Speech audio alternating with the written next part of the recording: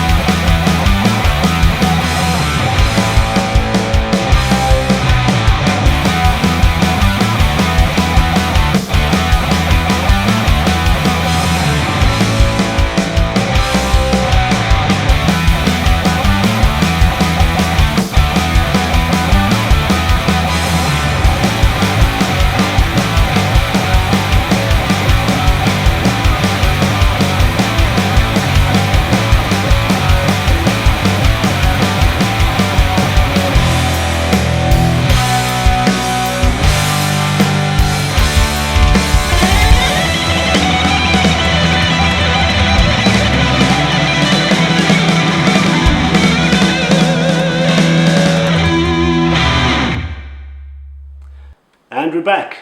That was my attempt at recreating the studio setup. I went pretty deep. I got pretty damn close. Basically, I used the same Marshall as theirs. Very interesting, well, interesting to me. Interesting story where people rag on Lars Ulrich, right? I respect him because not many people know that it was Lars' mother that bought the stack that they used on the album in a pawn shop. So that beautiful Marshall Plexi, she bought it for him. So he was having it tough, but Lars' parents saw enough in James to actually back his passion financially. Because Lars Ulrich's father was a professional tennis player in his country. So they had a little bit of money, they weren't rich, but they had enough to really back their son. And so if there was no Lars, there'd be no Metallica, no doubt about it. But Lars, not only did he sort out all of their schedules and their equipment and their places they jam in his house, he also did a lot of this on the phone, telling magazines, hey, you got to cover my band, why haven't you covered us, why did you only give us 2 inches? He was feet to the ground, really marketing Metallica, convincing people that they were good, as well as, because back in the day, remember, if you were as old as I am, you couldn't get Metallica out of the magazines. And that wasn't because Lars was like, oh no, another interview. It was like because he was pursuing it, which is genius. So yeah, no Lars, no Metallica, definitely. Because, I doubt James would have got out then again, with his talent, maybe it couldn't have been, he would have found another avenue out of it, but it's definitely Lars is like his brother when it comes to actual creativity and the passion and, getting all those songs out of James. That was more of a rant than I expected to go on. But yeah, the album, the amp used was bought in a pawn shop by Lars's mother, and it wasn't this one. You can't see the head. Maybe you can. It wasn't this head that I used. That's the JCM 800. It was a Plexi that I used, and they also used a Rat distortion pedal on top of the Plexi just to give it that push over the edge. Okay, so this is the speaker that I used. It is loaded with a vintage greenback from, now it looks new, but it actually has the old speakers inside it, and it has the old Marshall specs. It's actually a little bit better. Also, there was a Rat pedal. That was his main distortion back in the day, before they all moved to really tube screamers, especially Kirk. And if we go into the studio, project studio,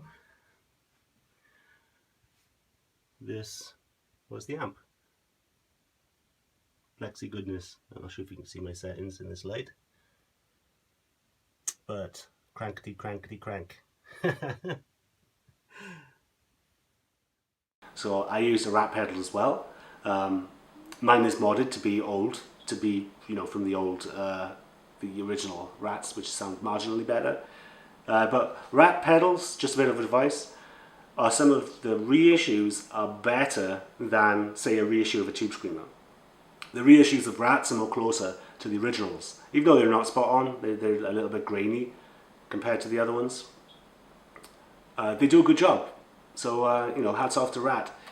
So yeah, that was when it came to the guitar, luckily, I'm obsessed with Japanese knockoffs. This is a Tokai, it's a Tokai Les Paul. That's a Les Paul Reborn. They had to change the name, the lawsuit guitars. So luckily I'm obsessed with Japanese guitars. Obviously I'm not going to have the original Electra that James used. James used the Flying V Electra, which was a Gibson copy, but I know from experience that Electras are fantastic. I know because I own 5 of them. I own 5. So what I use is an Electra with but a Les Paul style instead of the Flying V style. And here was the guitar. You see the Electra logo underneath the crate. So it's a crate Electra with a Dirty Fingers in the bridge, which is a high output. It's the highest output that Gibson do to compete with the pickup that he actually used. What pickup did he use? He didn't use the stock Electra pickup. He used a Seymour Duncan Invader pickup, which is the highest output pickup you could get. Normally that would sound like crap with a high gain amp, but with a Plexi it acts like a boost, like another pedal, so it sounds great. I didn't have that exact pickup, but what I had was Gibson's version of that. Gibson got worried when Seymour Duncan brought out the Invader, and everybody was loving it because with the old vintage amps they weren't high gain back then. So all the guitarists would just want, I want more gain, I want more distortion. So they got it from the pickup. So Gibson got worried and they made the Gibson Dirty Fingers, which I used one from the same period. So like 1980 was so at least my pickup was the same. It was, I think it's a little less output, but they sound similar because I also like the Invaders on certain things. Ironically, I like Invaders in the bridge on Strats, which have the plastic pickguard just like he did. So, you know, so if you want to play metal with a Strat, put an Invader in it and it'll sound fantastic. And obviously then you can do the Ingui shred, put it on the neck pickup, and you can do all the Ingui stuff. There'll be a bit of a volume decrease, but we have pedals around that. This is going to happen often. I'm going to go on all these weird tangents. Let's get back to the equipment used. The amps. The amp was easy. Plexi. I have a Plexi from that period. Mine's from 1969. So his was probably 10 years old before his mother picked it up. Lars's mother. So what I had trouble with was the speakers. Now luckily I do have the old, what would have been paired with the amp that he used would have been blackbacks. And luckily I have blackbacks, but I got closer to the sound using an even earlier greenback, which is like a late 60s greenback, a 20-watt one. So, with the microphones that I use all types of microphones because I couldn't nail it straight away. So I thought perhaps it wasn't an SM57, perhaps they did a ribbon and a condenser mic, perhaps they used a combination of all three. So I used a combination of all three, and when I mixed it, I didn't look at what pickups, what mics they were. I didn't mark what mics they were. I mixed with my ears and tried to get them closer. So some of the mics are lower in the mix, and some of them are higher. And if you want to know, if you want to try and recreate this type of sound, just for your own edification, just message me and I'll tell you which levels were higher. If it was the SM57 that was a little higher, or was it the ribbon mic, or was it the condenser mic that I used. So yeah, so I did a combination of the blackback and the greenback to get as close as I could. And predominantly, I got most of that scritchy, high-end, aggressive top end from the greenback. So they might have used his head in the studio, but not his cab. They might have used his cab for, say, Kirk solos or something like that, and then used, say, the studio's greenbacks, because all studios had Marshall stacks, and they all had their greenbacks, because back in the day, they didn't use vintage 30s or anything like that. So these were the the louder of the speakers that you could get at the time. So yeah, and I did do a lot of tracks. I probably did about 60 different tracks before I blended in 7. So I have a cold today. So I have a bit of motor breath going on. So I also used the same cables that they would have used back then, because back in the day they would have probably have used Belden studio cables. So I used my old vintage Belden cables. What else? I did also blend in a room, because they actually played it live. It's very interesting. They didn't play in the same room. In the studio they were at, it had levels. So the drums would be on a different level, and then Hetfield would be on a different level below it. But he was complaining because he was used to actually watching Lars when they play, when they cut demos and everything. So that was interesting. So he was actually frustrated during the recording process that he wasn't in the same room. But that's good obviously for separation. So what I did was I made sure that the guitars were in a big room like this. It was actually recorded in here, so that it would have the effect of being in a room with nothing else in it. So I didn't want to put it in my, I didn't want to do just close mic in. I wanted to make sure that back in the day, they didn't do the modern metal thing. They didn't just put an SM57, 2 SM57s on it, and then, call that good. They tended to use weird old microphones, rooms and things like that. So I tried to recreate that, and I did get close with the blackback aspect of it within the room, which is in here, and then in my ISO booth, I put it on the greenback, the 20-watt greenback, the really old squishy scratchy one, which got me a lot of that aggressive sizzle. Because if you listen to it, it's actually surprising how nasty it sounds. My initial takes, I did the usual heavy metal microphone thing, and it sounded too good. It sounded, and while it sounded good, it sounded too vanilla. So James would refer to that as it sounds too stock, because he doesn't like that. He wants it to sound a bit off, aggressive. So that's what I did. That was my aggressive thing, and still, I know from the board, the board was, they pushed the highs, because there's no way you can get that amount of highs that they got out of it through just the amp and just the microphone placement. You could put everything on 10 and put the mic dead center of the cone, and still, the S57 dead center, and still not get that fucking high end. So what they did on the board, they pushed it. I remember Johnny Z talking about it. The initial mix, the guitars didn't have that. They were kind of lower in the mix with less aggression. And Johnny actually refused. He was spending his own money.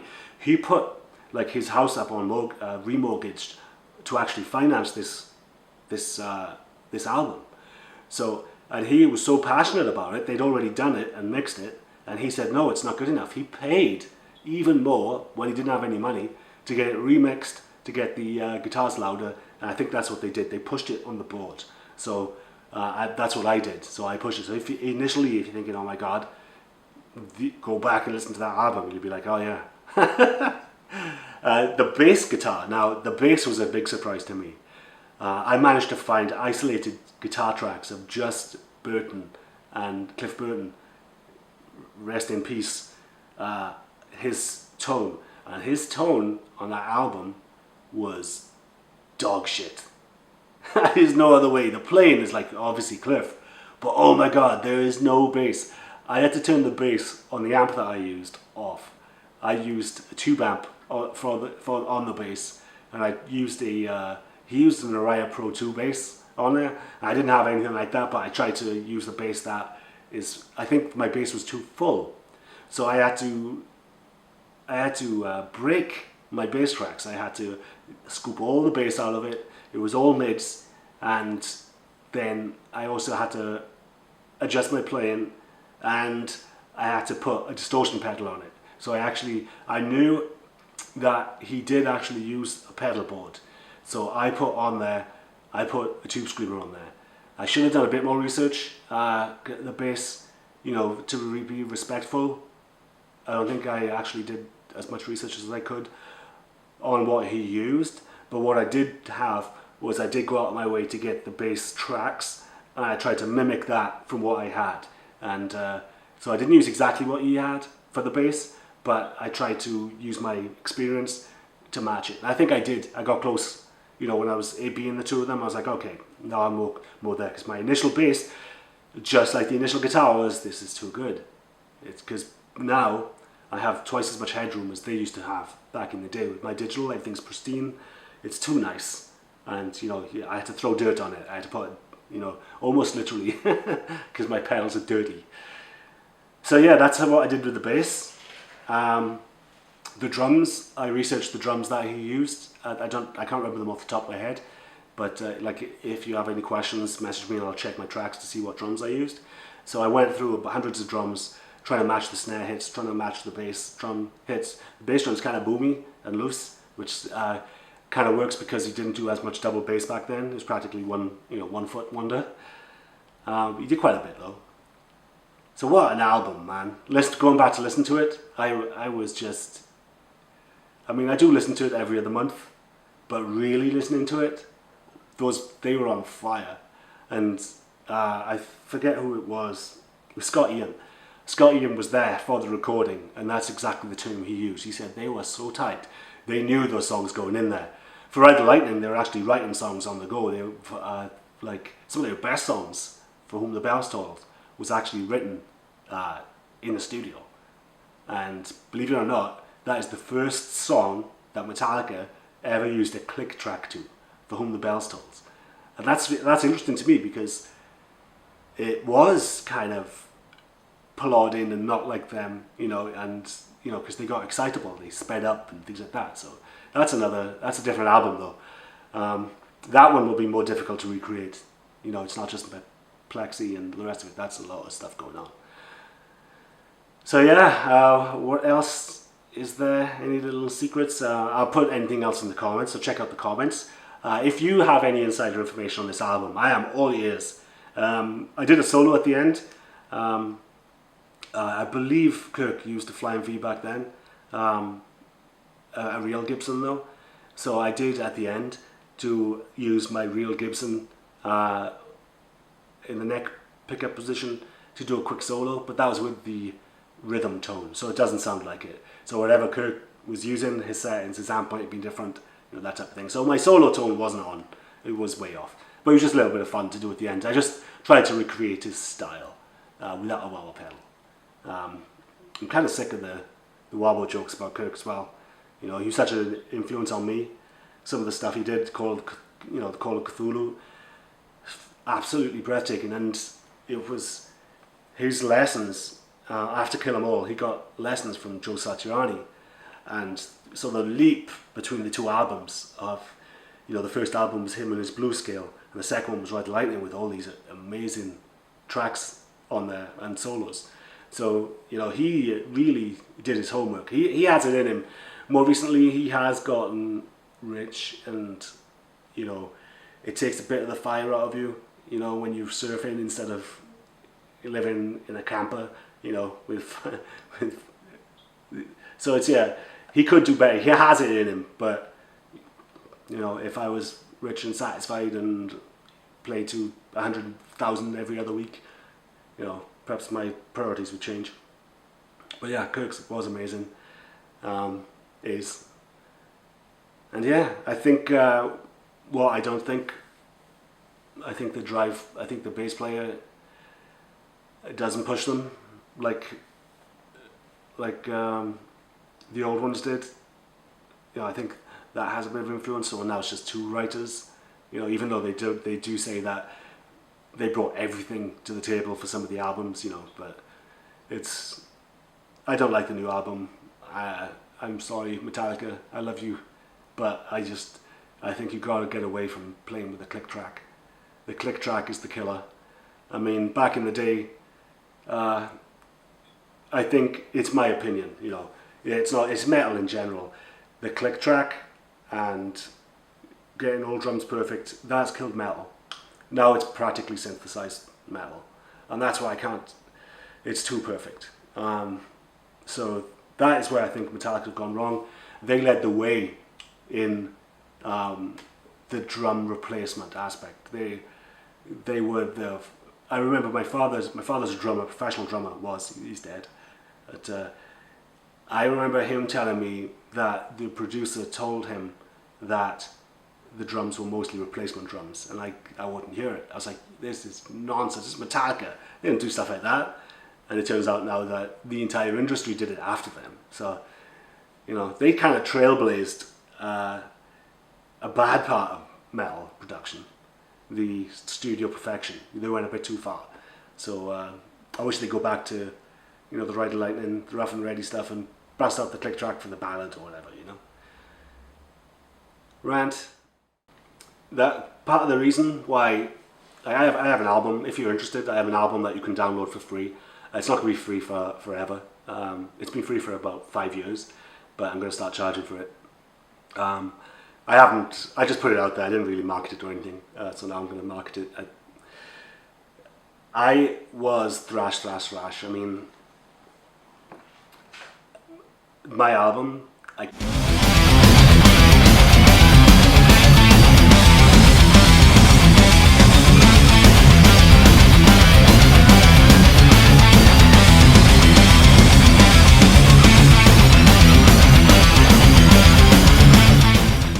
that I put the electronic aspect in there so you could see it's obviously a drum machine, because I couldn't say I'm in a thrash band with fake drums. I refuse to. It's not, in my opinion, if you use drum replacements and, you know, I don't think you can call yourself a thrash band. You can call yourself, you know, modern metal, because it's cheating. So I wouldn't call my band thrash. I actually moved away from thrash. I mean, thrash is my love. speaking of Metallica, I'd go 7 miles on the bus to go to Tape Traders back in the day when I was like 19, and I'd be sitting there. I'd spend all my money on Metallica bootlegs and Metallica their actual albums and stuff, and live tapes. And I'd be sitting there. I remember to this day, I was staring at the copy of Ride the Lightning, which was the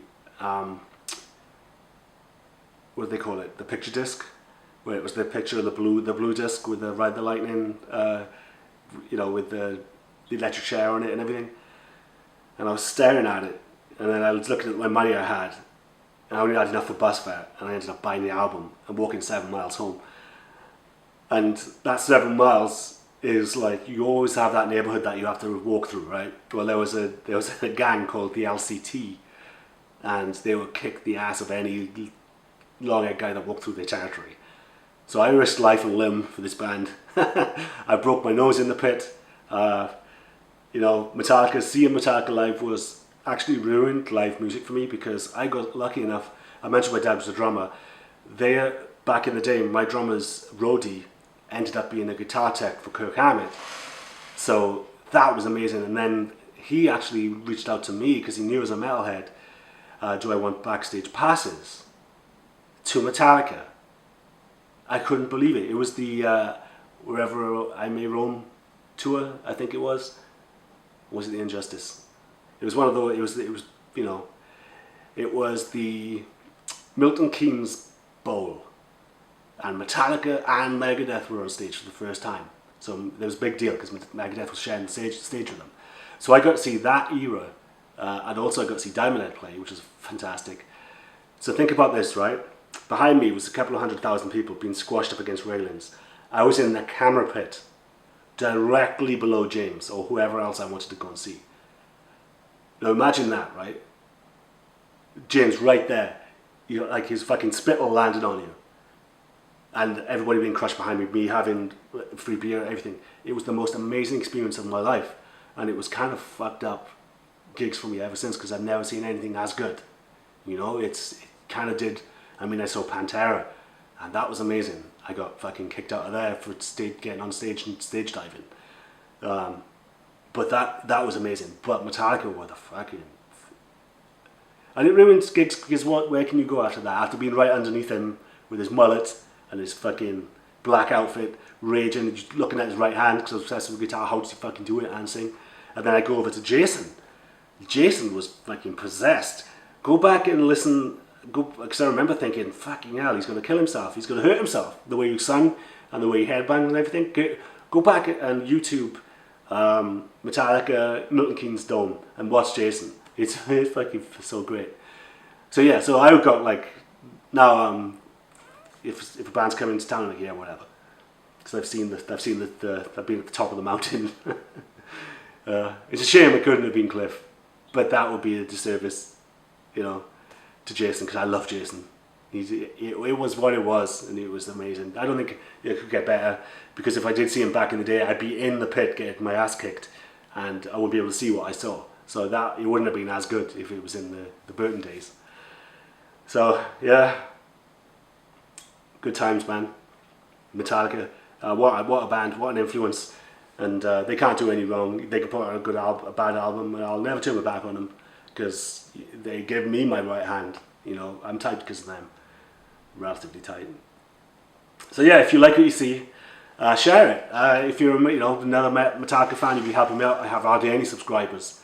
Please share. If you know other studio guys who are obsessed with Metallica, they might be interested in this video, or just a Metallica nut.